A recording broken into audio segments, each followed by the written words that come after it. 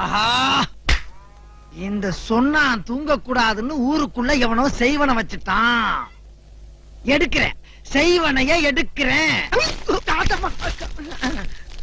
எடுக்கிறேன்டி, என்கிட்டயே லகல பண்றி. ஏய், யாருக்கிட்ட? இப்ப மட்டும் தொங்குற? இத முதல்லயே பண்ணிருக்கலாம்ல. இப்ப நீ படுக்கிற.